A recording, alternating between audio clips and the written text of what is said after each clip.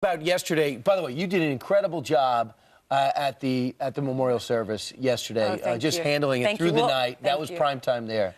Yeah, well, we thought the memorial service was going to start at 4 a.m. We were told that. And so for 1 hour, we were discussing, what was happening and painting the picture, but it didn't start until 5 a.m. But thank you, Brian. With Greg Palcott. But one of the things that happened, there was a story, of course, who's on stage. Steve, and there was a story of who was getting set to go on stage and how they interacted. Well, in particular, there's the President of the United States shaking hands with, wait a minute, he's shaking hands with Raul Castro.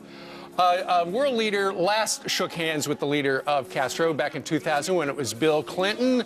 Before that, you have to go all the way back to 1959, only the second time since 1959.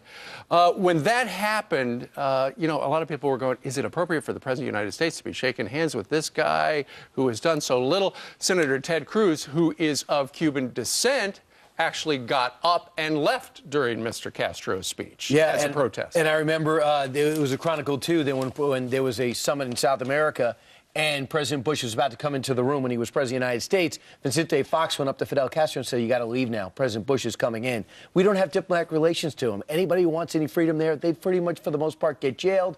And they'll have, now they're reinvigorating their relationships with Russia. So this is truly a nation in which we have no diplomatic relations, and that's a titanic move. The President of the United States shaking hands and then going to the right cheek, left cheek, back to the right cheek with Mrs. Raul Castro, because Fidel is evidently still alive, but his brother's in power. So I think that is a huge thing. Also, it has to be intentional. You know where the seating chart is? It's been days since this thing has been done. Maybe he didn't recognize him. Maybe, who knows? We do have a soundbite or a quote from Ted Cruz, his communications director, Sean Rushton. This is what he said. For decades, Castro has wrongly imprisoned and tortured countless innocents.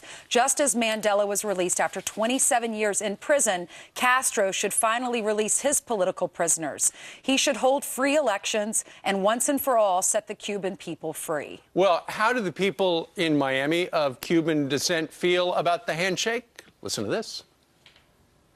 For us Cuban Americans, that's a sworn enemy, Raul Castro, for what he did, to all the, his own people, and what he continues to do to his own people. So for us, that's not permissible. Shaking hands in front of everybody, he shouldn't do it. With everything that the Castro regime has done, the oppression, the human rights violations, to actually acknowledge somebody is one thing, but to shake their hand, to bow down is, to me, an insult.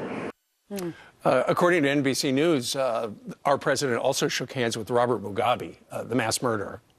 He was there, too, so... Maybe this will open up the door for some kind of a conversation that they can have. Who knows?